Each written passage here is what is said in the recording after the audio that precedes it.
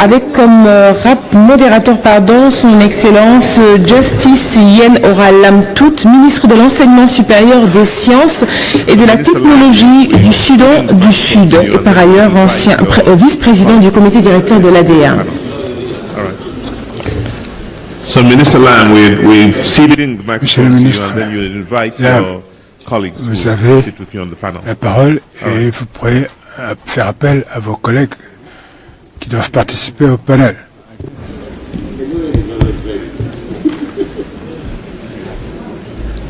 Do you have the list? Yeah. No, I think I have this. Yeah. Yes. So it's the It's next this one. list, yeah. Let me a bit organize myself.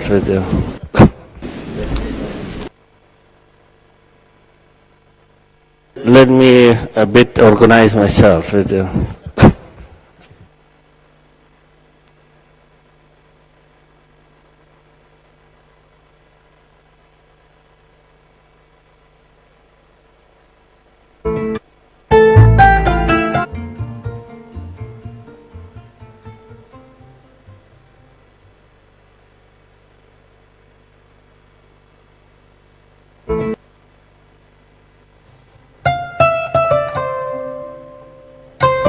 Thank you. Thank you again for allowing me to come here in a different category. Merci. Thank you again. I understand that the coming session allowing me to come Merci here encore. with a different perspective and agreed plan for action. I understand that the coming session Permettre de prendre la parole. as we are finalizing À un titre our différent. agreed plan for Alors, action. nous allons parler de la perspective et du plan d'action approuvé de la As triennale. we are finalizing our day, Alors que nous are arrivons we au terme proceeding de ahead? cette Are we conférence, proceeding now? Are we proceeding? Oh, okay. Are we proceeding? So I would like to call upon to the est-ce que nous allons panel poursuivre le débat the maintenant? minister, Horn Minister of National Education. I would like to call upon to the panel part of this the minister, Horn Minister of National Education of Senegal. Also the Horn Minister of Education, Rwanda.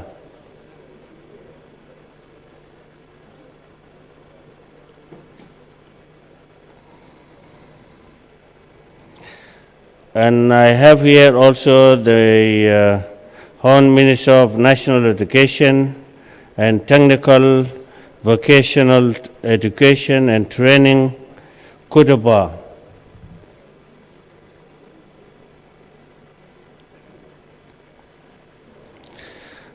I have also Horn Minister of National Education and Literacy, Burkina Faso. Is here? Can you join us, please? In the list here, finally, I have Horn Minister of Education, Angola.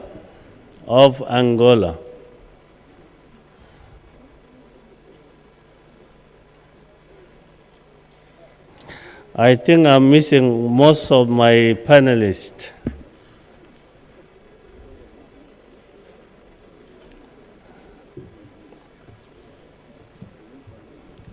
So, what is the way forward?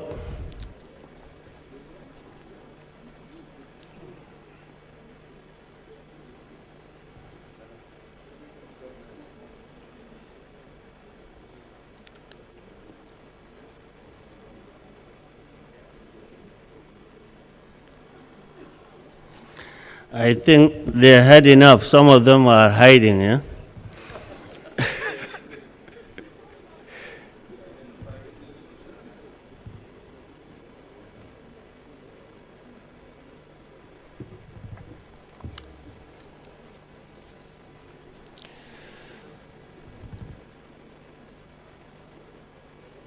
Yeah, thanks to my colleague for coming to the panel. I think without us wasting much time, I would like to call upon is the Minister of National Education of Senegal is here? No, it's not here. we go to the Minister of Education, Rwanda. Could you please come and give your few words? Thank you.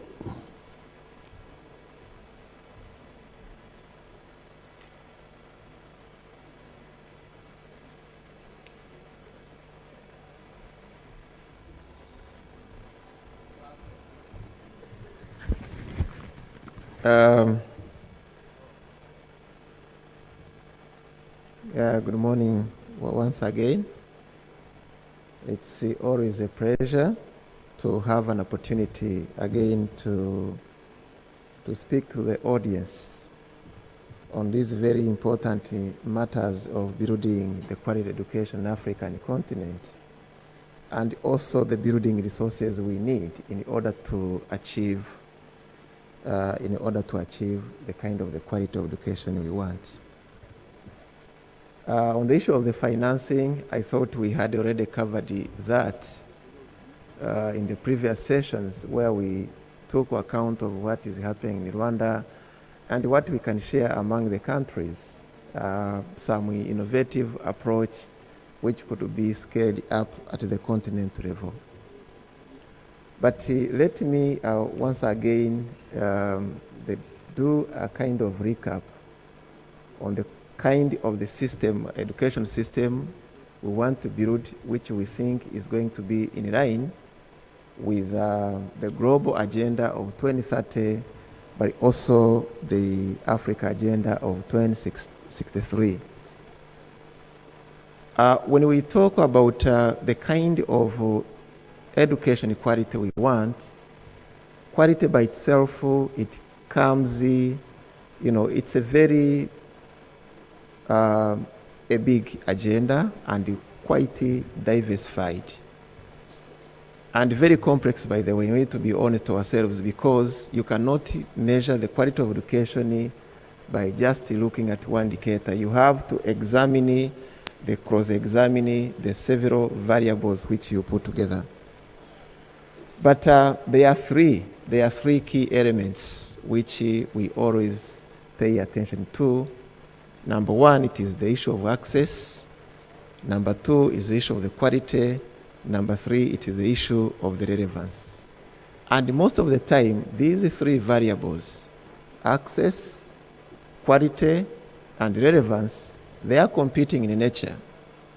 They are competing in nature because you have to have the resources, and sometimes you build one on one variable at the expense of the other.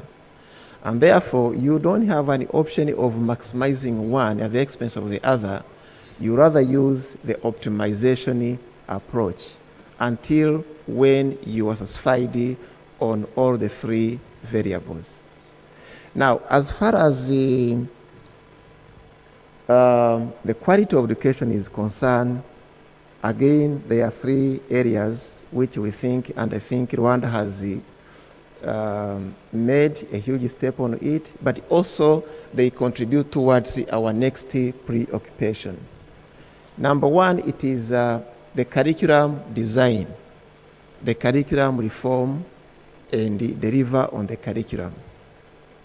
Most of the African countries, I'm sorry to say, but we've been using the curriculum designed around the colonial education. And sometimes this colonial education did not serve us very well.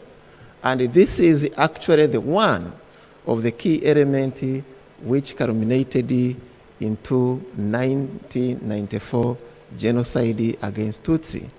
Because all the time we have not been imparting the right education. It was designed around the curriculum of the colonial education. But besides that, we used to be dwelling very much on a knowledge-based curriculum.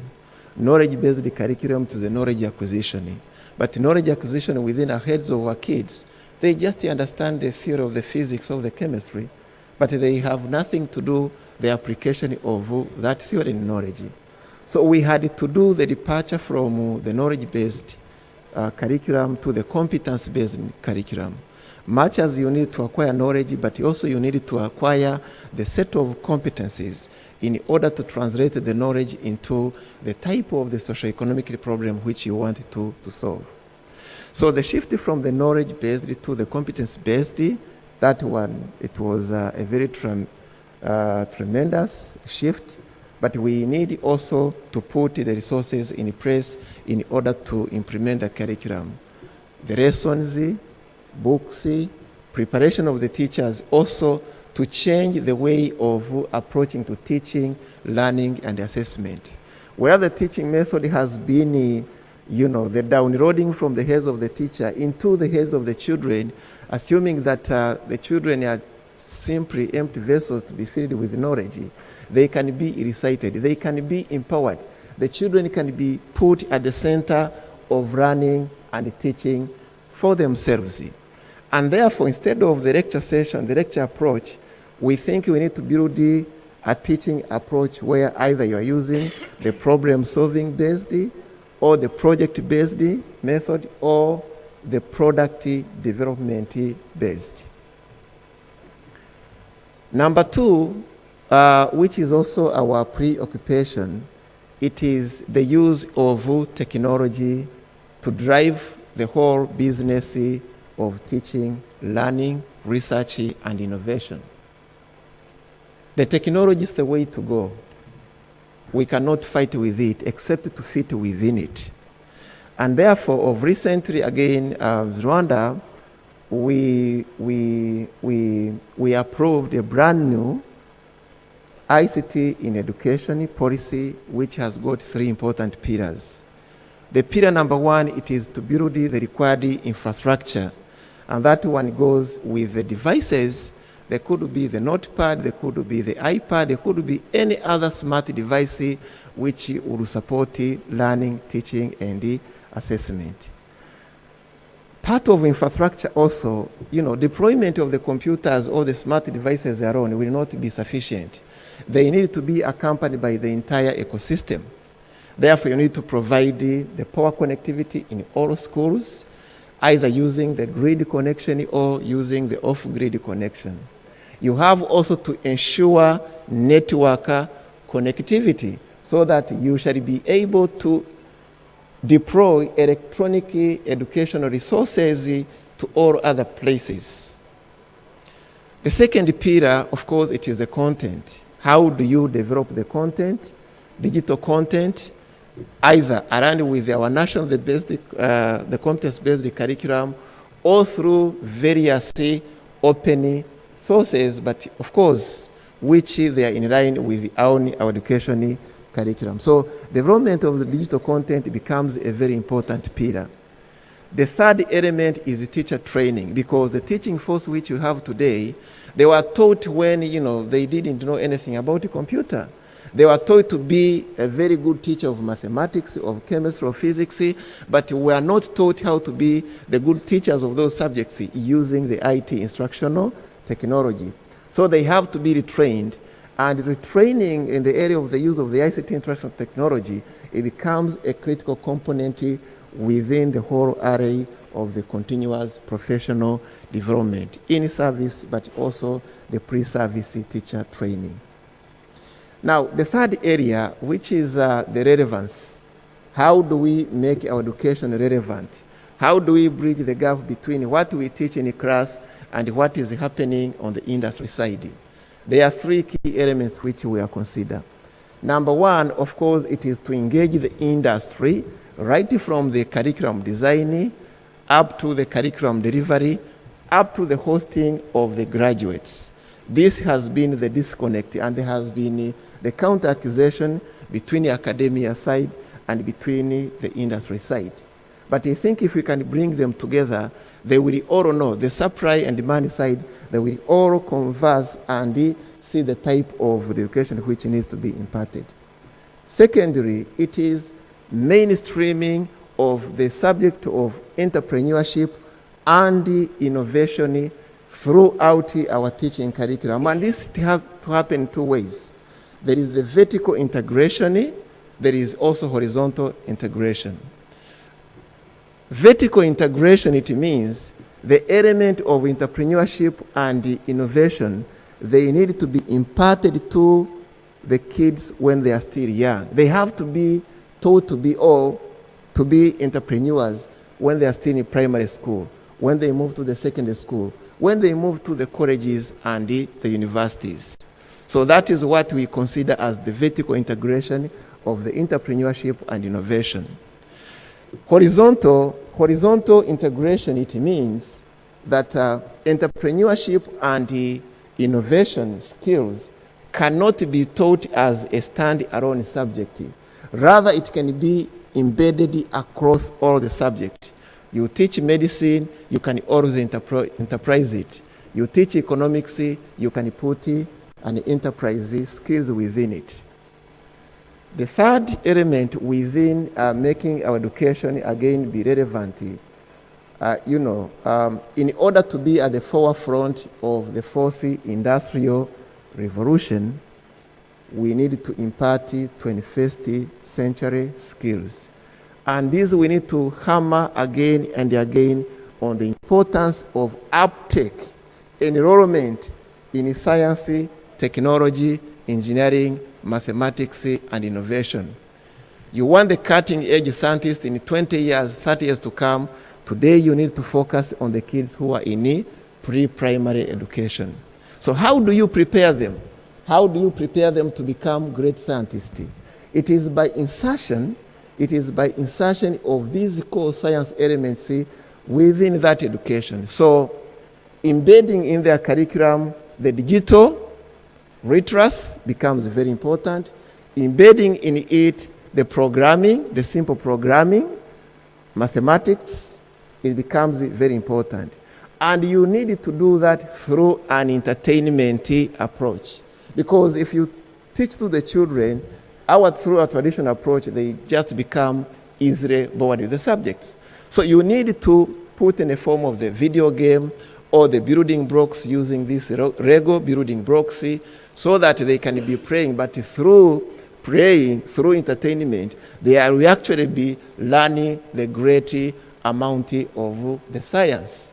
And it is at that age when they still have impression in mind, when they have the curiosity to discover what is around them, that's what will create the next generation of great scientists. Then hands-on skills through the technical and vocational training becomes very, very critical. And this is the conversation we had yesterday evening from the President Maksari. In Rwanda, we have the policy that 60% of the students who graduate from lower secondary education, they go to TVET track, and the only remaining 40% which goes to the general education. Because the technical and hands-on skills, this is what the industry is yawning, rather than continue to mushroom, the traditional and general degrees in social sciences and all of that.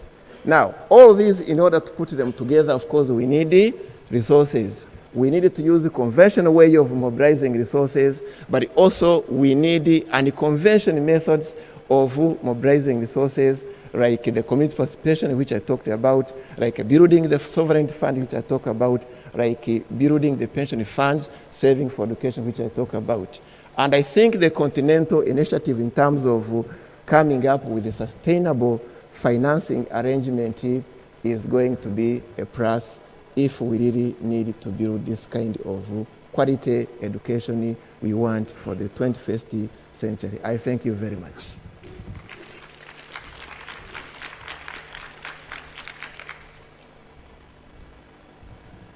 Indeed, we are talking of quality education. As we are talking about in-service education, also we need to talk about the salaries of those who are getting training. Thank you, National Minister of Education for Rwanda. Now I call upon her, the Honorable Minister for Côte d'Ivoire.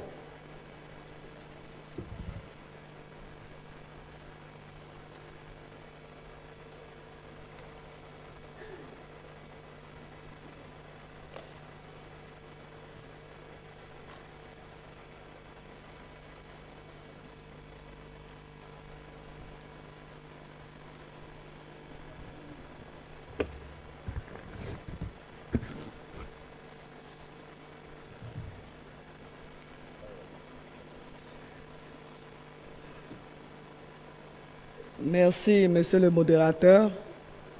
Mesdames et Messieurs les ministres, chers collègues panélistes, Mesdames et Messieurs participants à cette session,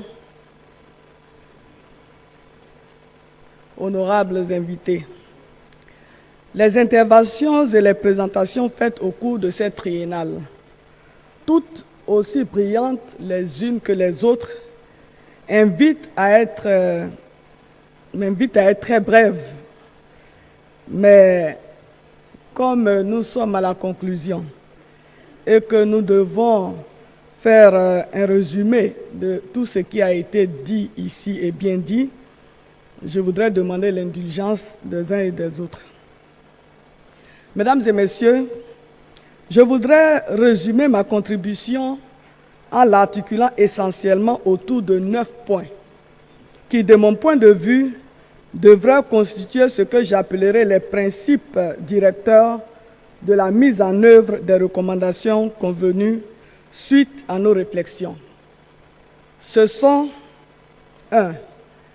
La nécessaire et indispensable implication active des dirigeants politiques africains dans la transformation qualitative des systèmes éducatifs de leurs pays respectifs. Plus qu'une volonté, leur implication doit être un engagement politique. Deuxièmement, l'appropriation et la contextualisation de nos politiques et programmes d'enseignement et de formation en juste rapport avec nos valeurs, nos cultures, nos besoins et évidemment nos moyens. Troisièmement, l'adaptation dynamique de nos programmes de formation aux besoins de nos entreprises, donc de nos économies. Quatrièmement, l'éducation par tous et au bénéfice de tous, car ne l'oublions pas, l'enfant en Afrique est avant tout le fruit de l'éducation de la communauté. Cinquièmement, la traduction de nos recommandations en un plan d'action opérationnel détaillé, assorti d'indicateurs clairs de performance et d'un chronogramme d'exécution. Sixièmement, la mise en place, tant au niveau national qu'au niveau de l'ADA, de cellules de suivi et évaluation du plan d'action convenu ensemble. Septièmement, le renforcement de la solidarité active entre acteurs nationaux et internationaux du système éducatif. Huitièmement, l'adoption de l'inclusion et de l'équité comme condition de validation des programmes d'enseignement.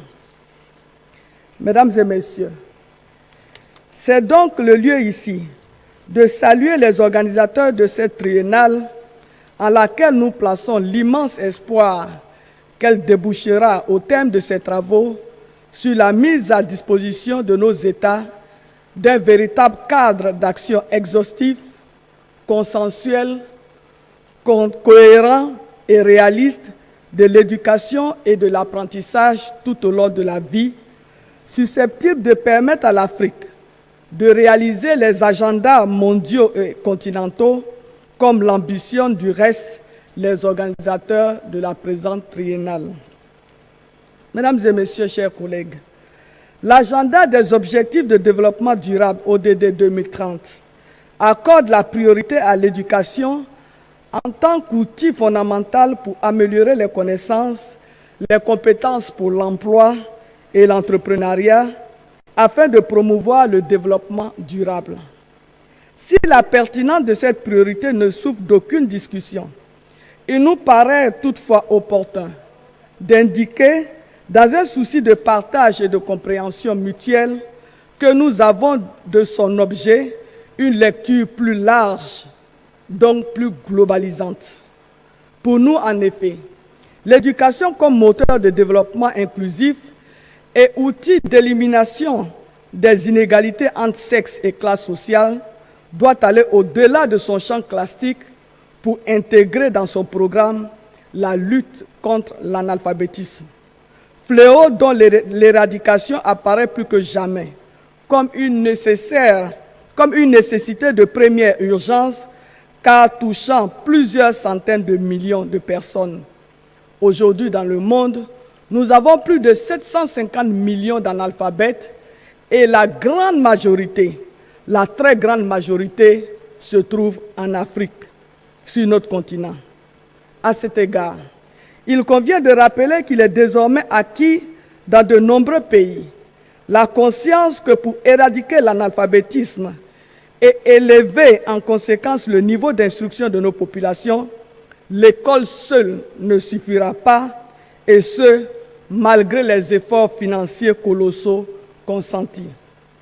Il apparaît dès lors nécessaire, pour prendre en compte tous les aspects de l'éducation formelle et non formelle, le monde du travail, l'alphabétisation des adultes, de créer un autre système de formation à côté ou en complément de l'école conventionnelle en vue d'un développement humain durable. À ce propos, l'alphabétisme, comme l'indique le PNUD, est l'un des 3 indices principaux de l'indice de développement humain. En effet, et vous le savez très bien, tout comme un capital humain compétent et compétitif entraîne un PNB en hausse et une création de richesse, un bon niveau de vie et une espérance de vie en conséquence sont dépendants du niveau d'éducation. En d'autres termes, l'alphabétisation et la formation de la population active sont la voie qui engage les populations dans un processus de renforcement continu de leur capacité de production et de leurs aptitudes citoyennes et par ricochet de leurs performances et de leur bien-être. C'est pourquoi je voudrais profiter de cette tribune que m'offre l'ADA pour dire qu'en ma qualité de coprésident de l'Alliance mondiale pour l'alphabétisation et en juste rapport avec les conclusions de notre bureau restreint qui s'est tenu le 27 février dernier à Abidjan, il me plaît ici de lancer un appel à chacune et à chacun de vous afin que chaque pays soit mis en place au cours des 12 mois à venir une alliance nationale pour l'alphabétisation. Je voudrais également... Oui, je vous remercie. Je voudrais également saisir l'opportunité de la présence et de ma présence à cette tribune. Je m'excuse. Je voudrais également saisir l'opportunité de la présence à cette triennale de nos principaux partenaires techniques et financiers et des décideurs pour leur exprimer d'une part toute notre gratitude pour leur appui incessant en faveur de l'éducation et d'autre part notre vœu ardent de les voir continuer d'accompagner les pays dans leur politique éducative en ce qui concerne l'éducation formelle tout comme l'éducation non formelle. Je reste convaincu que la mutualisation des expériences et des bonnes pratiques que chacune de ces nationales engagera et de l'appui financier dont il bénéficiera de nos différents partenaires, le bureau de l'Alliance mondiale pour l'alphabétisation n'en sera plus que renforcé en capacité et plus légitimé dans ses plaidoyers dans le cadre de la mise en œuvre de son programme d'action pour un monde sans analphabète. Mesdames et messieurs, aujourd'hui dans le monde et surtout en Afrique, nous saluons la décision de nos gouvernants de rendre l'école obligatoire, parfois à travers même des lois qui sont votées, pour donner la chance à tous les enfants ivoiriens, à tous les enfants africains, à tous les enfants du monde de bénéficier d'une éducation et d'une éducation de qualité, comme cela a été mentionné ici dans toutes les interventions à cette triennale. Mais à côté de cela, nous faisons un plaidoyer pour que l'Afrique, le monde se penche sur la vie, sur le devenir de ces millions de personnes, d'hommes et de femmes qui n'ont pas eu la chance d'aller à l'école, donc de bénéficier d'une éducation, mais qui ont des potentialités que ces personnes peuvent mettre au service de leur nation. Et je voudrais indiquer ici qu'une population éduquée, alphabétisée, accorde plus d'importance à l'éducation, et donc si nous avons des parents alphabétisés, éduqués, ces parents seront enclins à scolariser tous leurs enfants, mais mieux s'occuperont davantage de l'encadrement et du suivi scolaire de leurs enfants. Donc je voudrais profiter de cette tribune pour lancer cet appel à tous et à toutes. Je vous remercie pour votre aimable attention.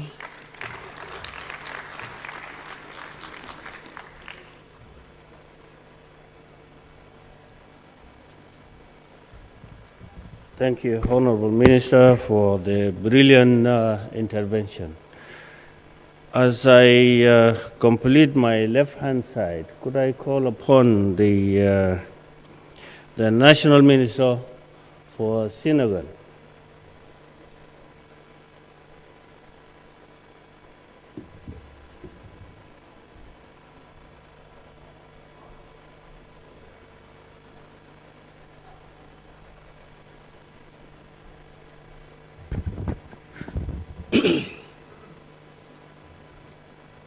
Mesdames, Messieurs,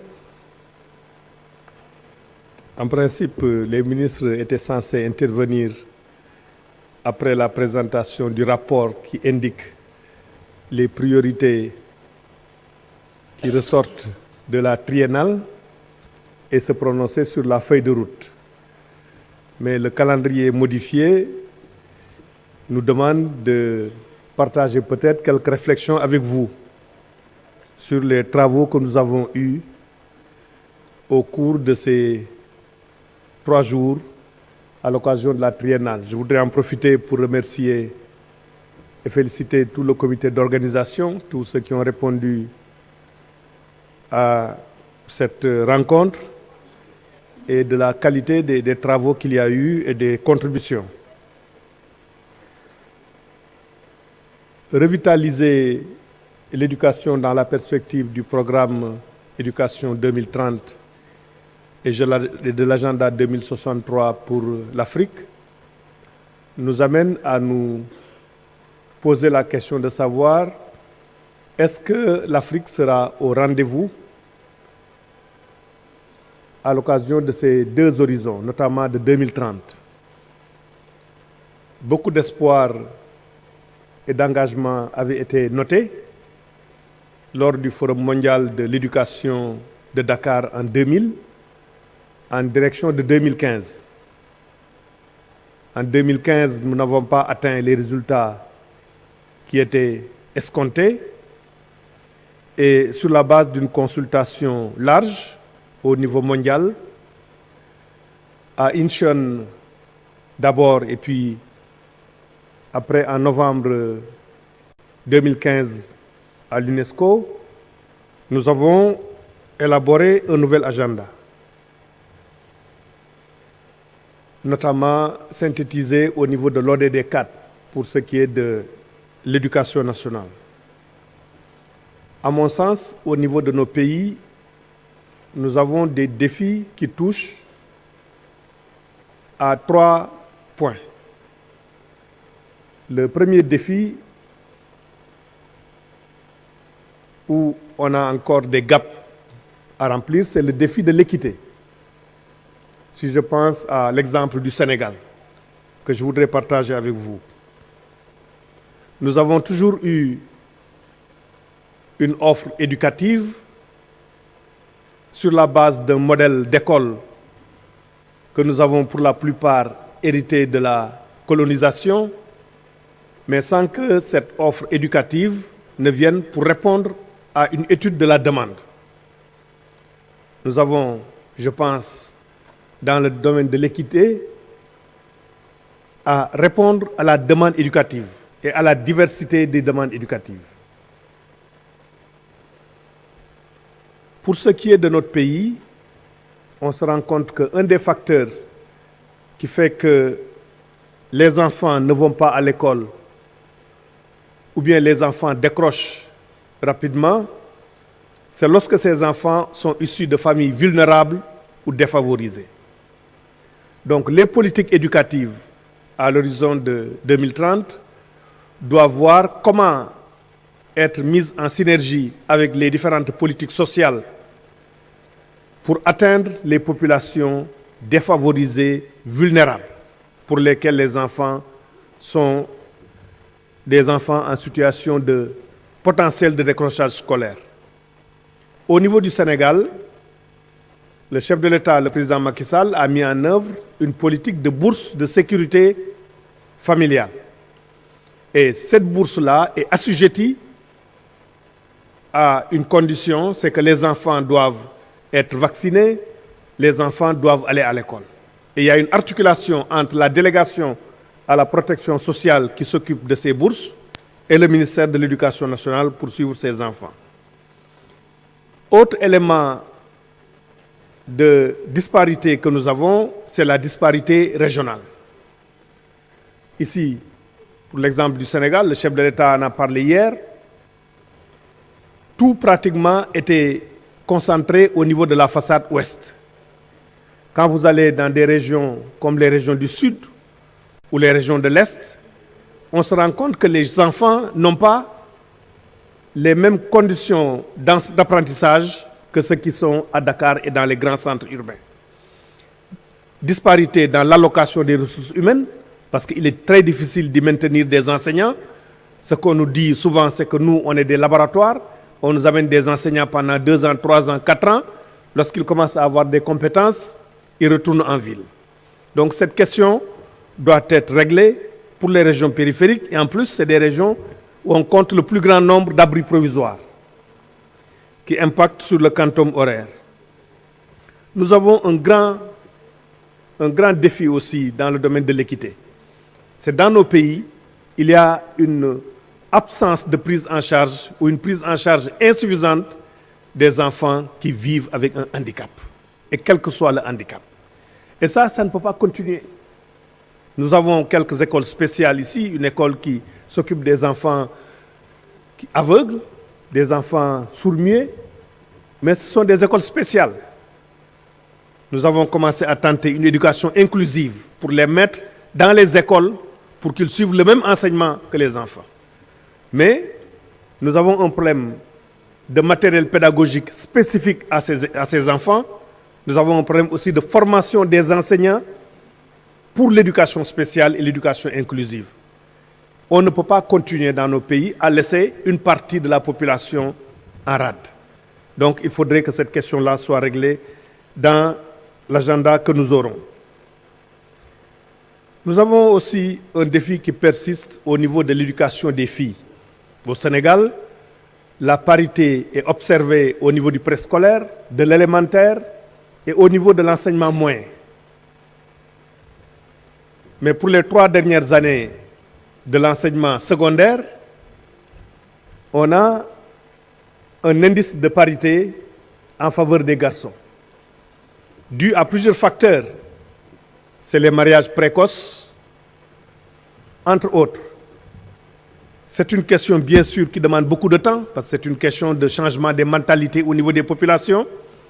Mais il y a des initiatives qui sont prises pour la promotion de l'éducation des filles, notamment au secondaire, et qui impactent au supérieur. Donc c'est une question à prendre en charge. L'autre grand défi dans le domaine de l'équité, c'est la prise en charge d'un type d'éducation que les parents veulent pour leurs enfants.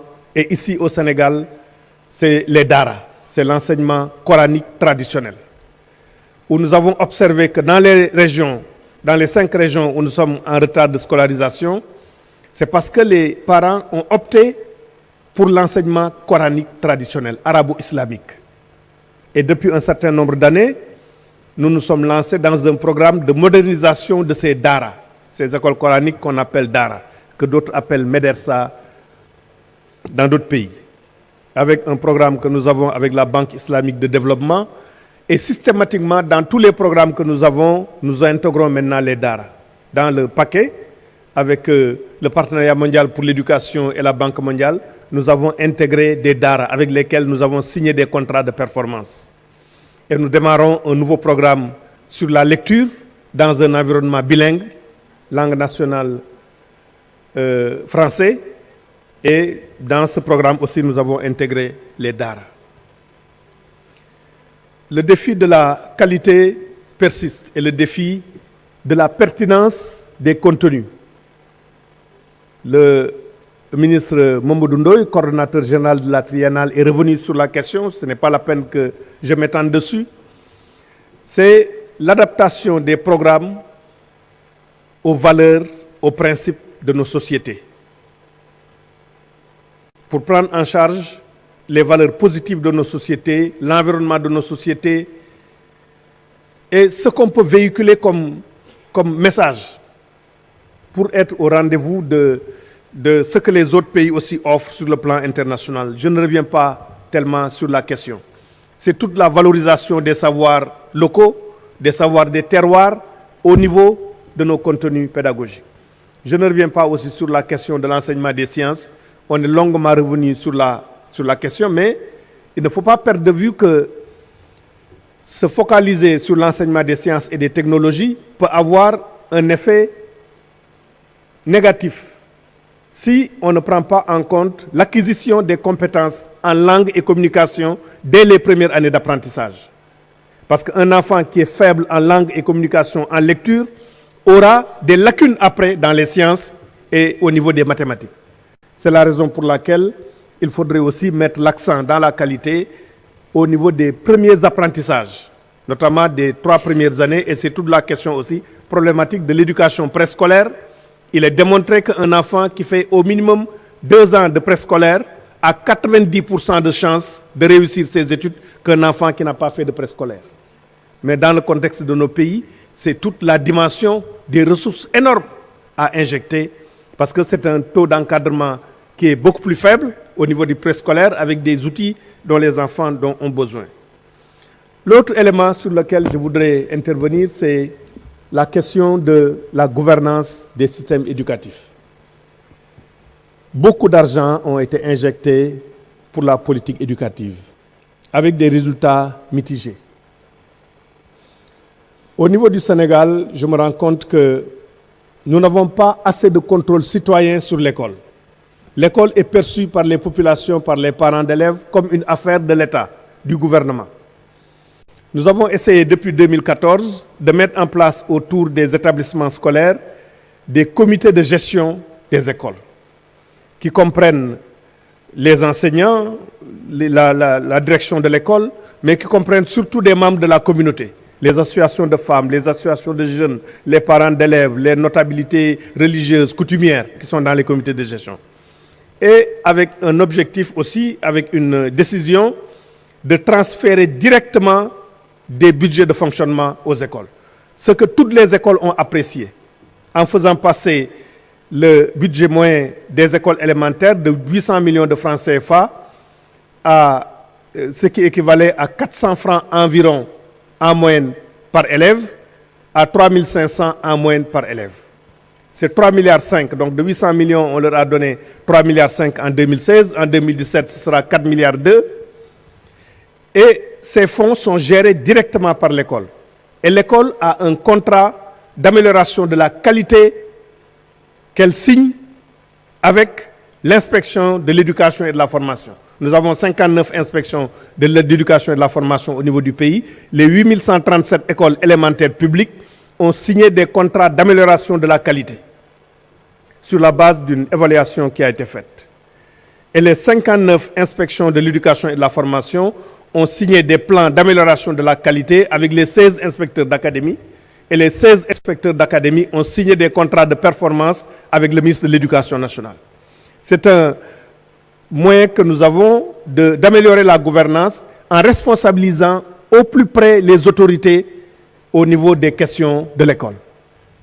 Et la première évaluation de ces contrats de performance a permis de voir qu'il y a un engagement de la communauté autour de l'école parce que le directeur d'école lui-même est redevable vis-à-vis de la communauté. Je pense que c'est un moyen que nous avons d'essayer de voir comment nous pouvons avoir un contrôle citoyen au niveau de l'école. Il y a la question de la gouvernance du système éducatif qui se pose, la question de l'utilisation des ressources, la question de la faiblesse un peu des informations statistiques. C'est une faiblesse dans nos pays. Et ces informations statistiques militent en faveur de la mise en place d'un système d'information qui nous permet de les capter au niveau de l'école jusqu'au niveau des ministères pour servir d'outil d'aide à la décision.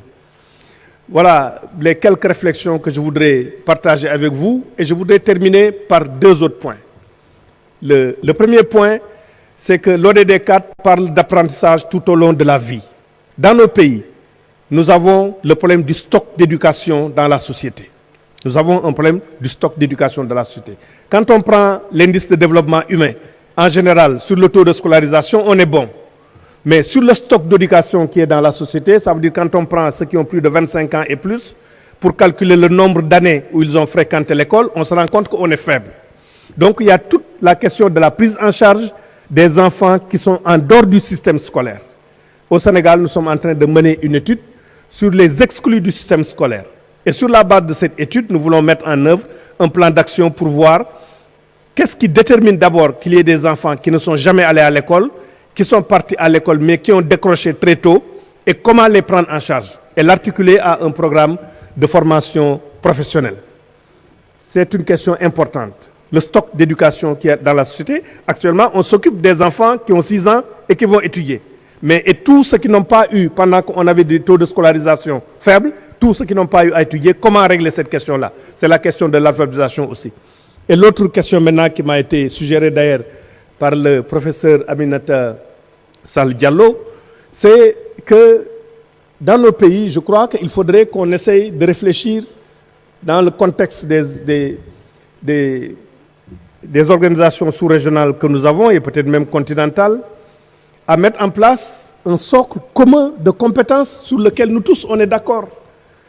L'harmonisation des programmes, des curriculums pour avoir un socle de compétences au niveau de nos pays pour que demain on puisse dire qu'on est fondé à travailler sur l'intégration africaine, mais sur la base de programmes que nous avons dans le domaine de l'éducation. Et ça, des organisations, pour ce qui est de l'Afrique de l'Est, comme l'UEMOA, la CEDEAO, ou bien au niveau continental, l'Union africaine, ont dû travailler à ce niveau-là. Je vous remercie. Merci.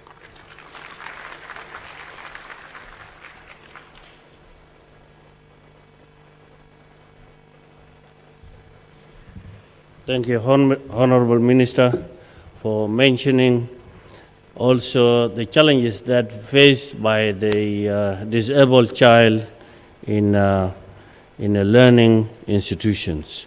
Now, can I call upon the National Minister for Burkina Faso?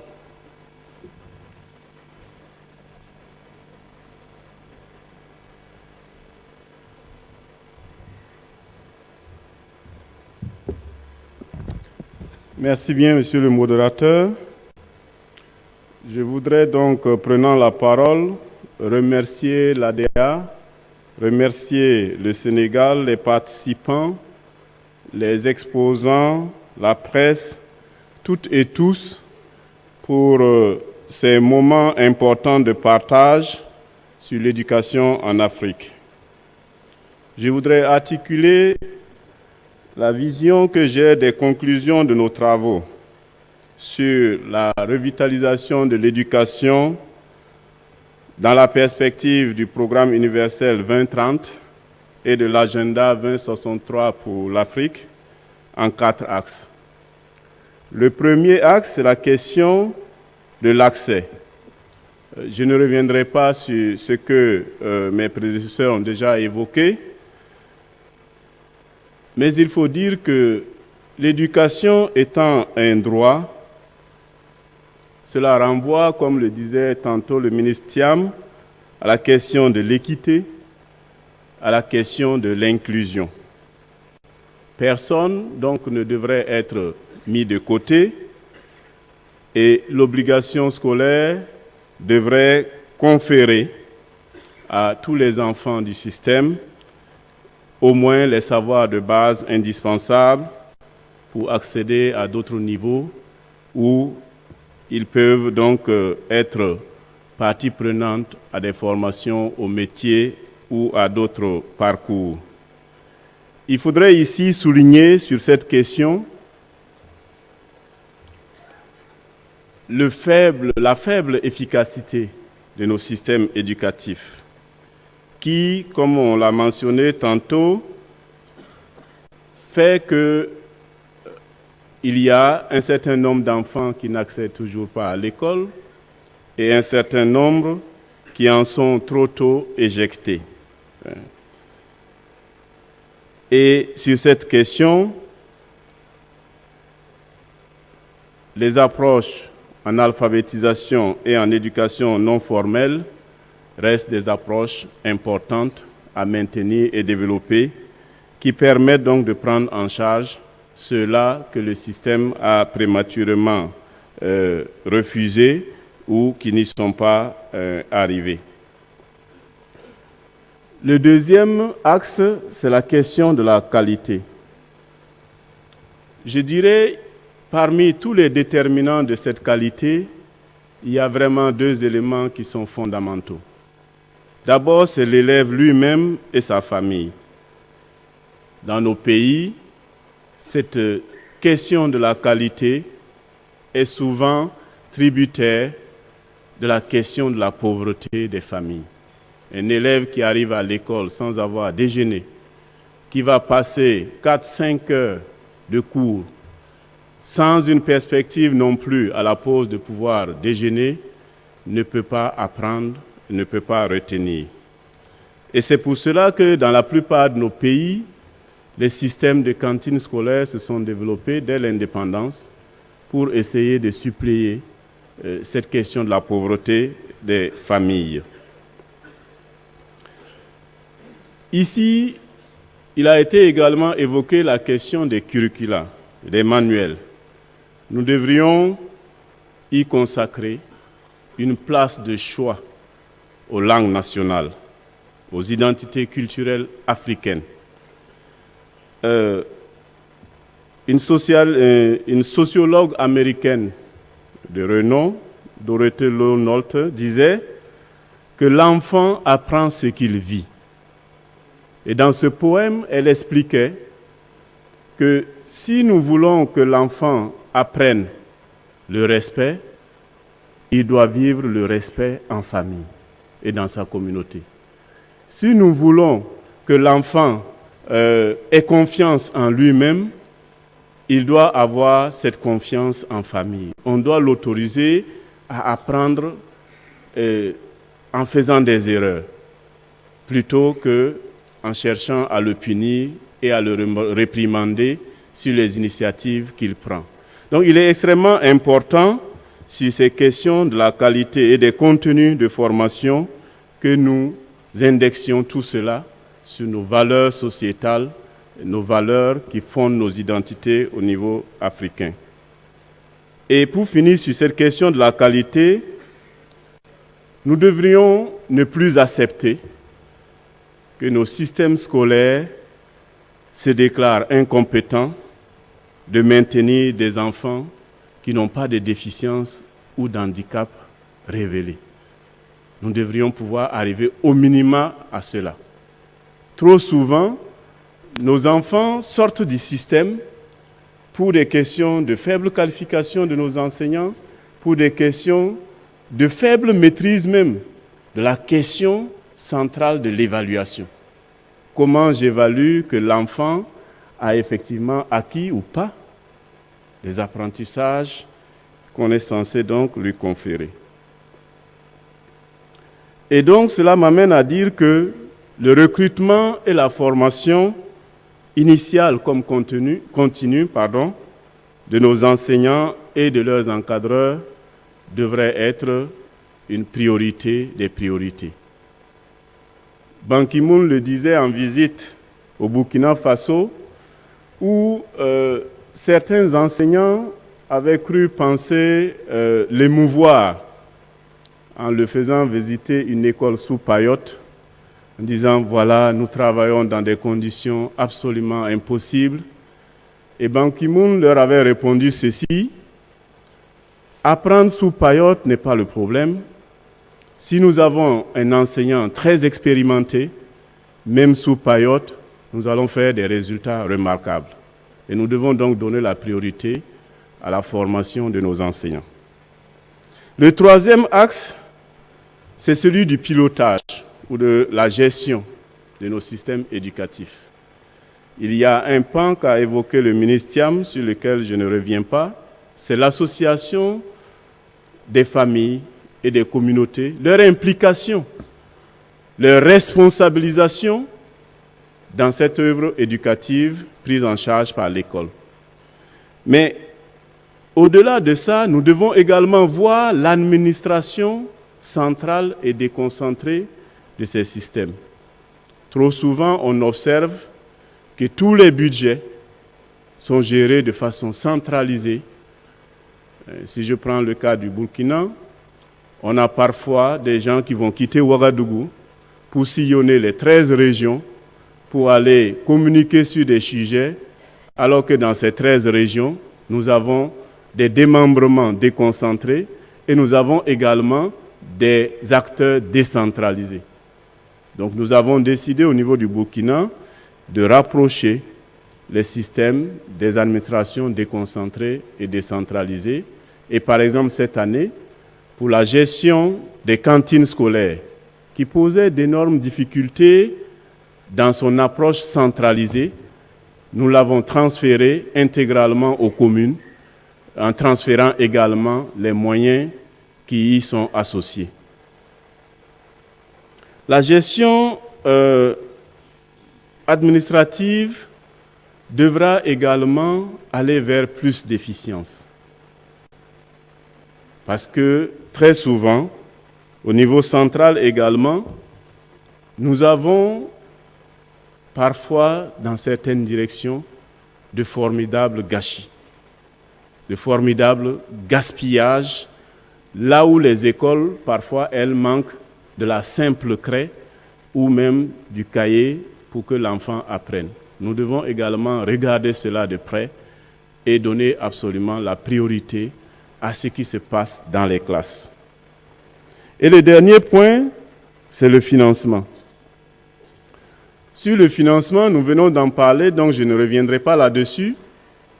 Mais ce qu'il faut retenir, c'est qu'il y a dans la question du financement de l'éducation comme une espèce de contradiction entre les systèmes politiques et les effets, ou en tout cas les termes des effets de l'éducation. Nous avons des autorités qui sont élues au niveau politique pour des mandats de 5, parfois 7, rarement au-delà. Et nous souhaitons que ces dirigeants puissent prioriser un investissement dans l'éducation où les résultats s'appréhendent dans des perspectives de 15, 20, 30 ans. Ça pose un problème parce que celui qui est titulaire du mandat, les populations attendent de lui de voir qu'il y a un pont là, qu'il y a une route, qu'il y a un dispensaire, et tout cela est prioritaire. Ça, c'est immédiatement visible dans le quinquennat ou dans le septennat, alors que réformer l'école, nous n'en percevons les résultats que dans 15, 20, 30 ans. Et donc, c'est sur ce questionnement, en guise d'ouverture, pour les réflexions futures, que je vais clore mon allocution en vous remerciant pour votre attention.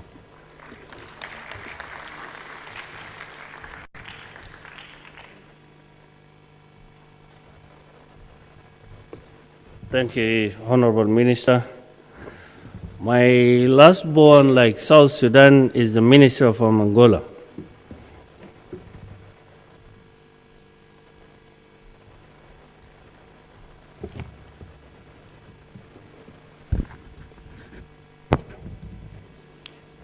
Merci beaucoup.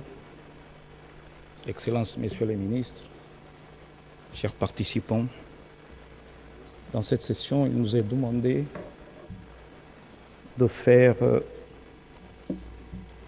prendre la parole pour faire des petits mots de conclusion sur les travaux de notre table ronde, de notre triennale.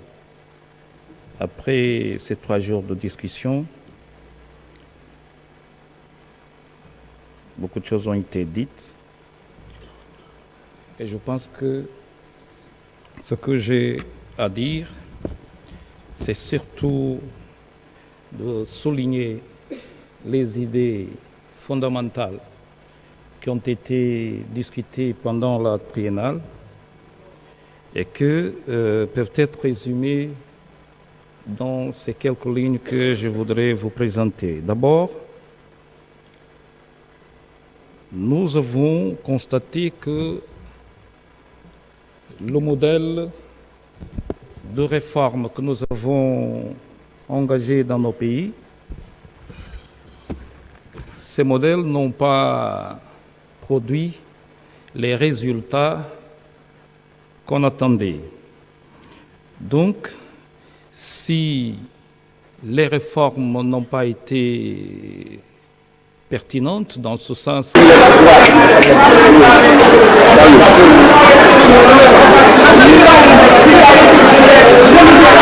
de changer de paradigme et de transformer au lieu de réformer, ce qui nous conduit justement au thème de la triennale, qui était de revitaliser nos systèmes éducatifs.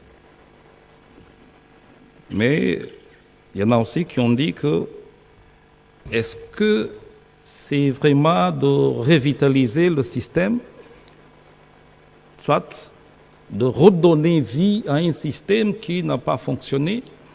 Il est question de transformer, donc de changer profondément de paradigme et de reconstruire un système qui peut tenir compte de tout un ensemble de facteurs qui nous conduisent à atteindre les objectifs que nous voulons avec les systèmes et qui puissent aussi être à mesure de répondre aux besoins de nos communautés et de nos populations. Donc, il semble que le diagnostic est fait. Ce que nous cherchons, et c'était le défi de cette triennale, c'est comment le faire. Donc cette triennale avait comme défi le comment. Il y a eu des propositions qui ont été faites, beaucoup de propositions, revitaliser, reformer, transformer, reconstruire. Et si ça c'est la formule pour ce qu'on veut, on doit essayer de trouver quels sont les facteurs qui rentrent dans cette formule et quels sont les indicateurs pour chaque facteur avec lesquels on doit désigner et définir concrètement et qui puissent être mesurés. Et là, il y a 3 facteurs, à mon avis, et je les ai soulignés. Ils ont déjà été mentionnés par les excellences, messieurs les ministres qui m'ont précédé, notamment l'accès, la qualité, la pertinence de nos actions, de nos systèmes. Et ces 3 facteurs, à mon avis, sont traversés par un facteur fondamental qui est la formation des enseignants. Donc, la formation des enseignants est, à mon avis, le facteur fondamental qui traverse toute la politique et qui garantit d'ailleurs et assure le succès de la réforme des systèmes que nous voulons faire. Parce que, quelle que soit la réforme du système, si on ne tient pas compte de reformer le système et le modèle de formation des enseignants, je pense que les résultats ne seront pas ce qu'on espère. Je voudrais être d'accord avec Monsieur le ministre de l'Ouganda quand il a dit que ces 3 facteurs sont en concurrence, donc l'équilibre entre les 3 demande de nous, les gestionnaires, de la créativité, de l'ingéniosité, je ne sais pas si on le dit en français, ingéniosité et créativité pour justement trouver l'équilibre entre ces trois facteurs. Ne pouvons pas oublier le facteur qui les traverse tous et qui est le modèle de formation des enseignants. Ceci dit, il est peut-être aussi nécessaire de définir ou commencer quelles sont les priorités. Tout est important, tout est urgent, tout est prioritaire. Alors, peut-être que les discussions nous appellent à aller vers un changement de structure ou bien de modèle pour sortir des sentiers déjà battus, donc de repenser les modèles d'éducation pour garantir une éducation et des ressources humaines de qualité qui permettent à l'Afrique de profiter de ces potentialités qui sont énormes. Mais il faut aussi, comme priorité, investir dans la gouvernance du système éducatif et promouvoir l'apprentissage intergérationnel en créant un environnement favorable pour que les familles puissent accéder au savoir et développer des compétences techniques et professionnelles pour accroître et renforcer les compétences et des élèves, mais surtout des enseignants. Une des priorités serait aussi d'établir les passerelles entre ceux qui forment et ceux qui bénéficient de la formation.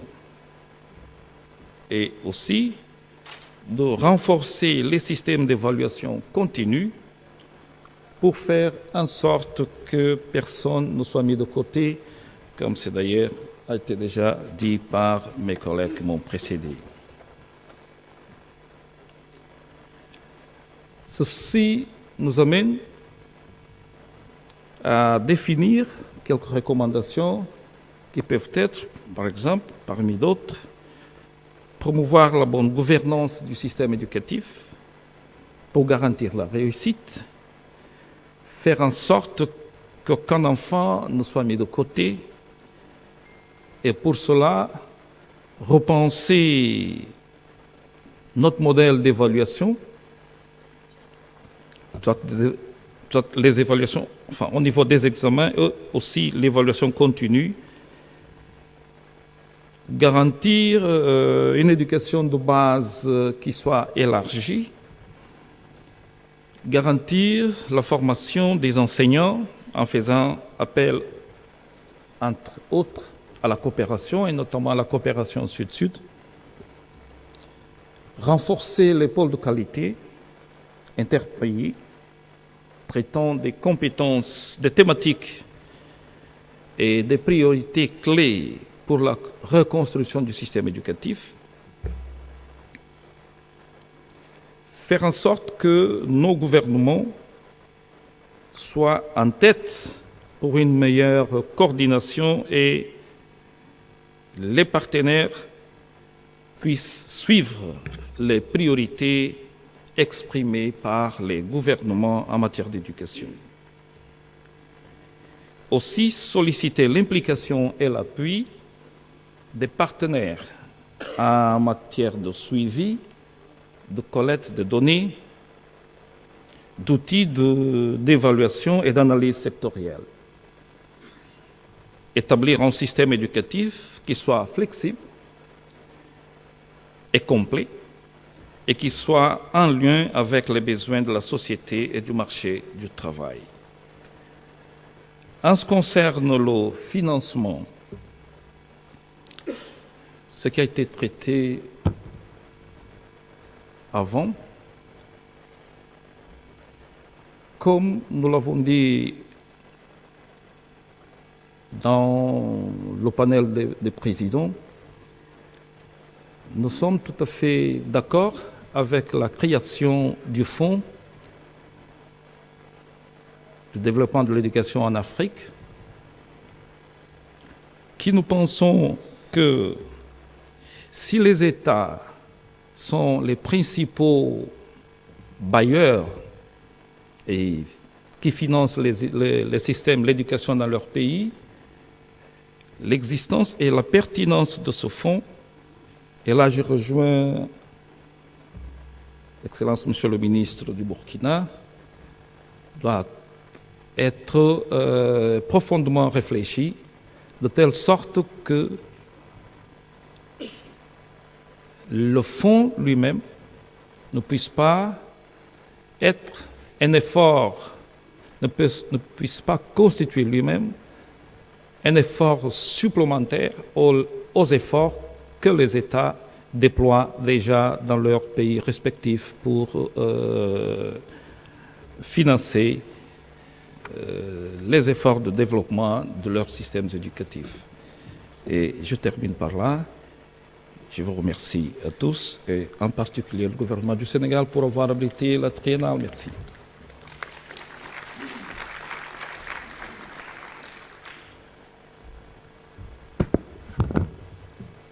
Thank you, Honorable Minister. With these few remarks, I would like to conclude this very informative session. Talking of action plan, you are talking of implementation modalities. You are talking of way forward. So this has been the core key interaction for the few or 1 hour ago. Let me conclude by thanking my panelists who has contributed in this forum. I hope these implementation modalities and way forward will be actively identified and implemented properly. I believe, and all of us believe, that this has been a very important forum for us to interact as an African education ministers or participants, plus our worldwide international partners who are here with us. I would like to thank you for this movement until we meet again. Thank you.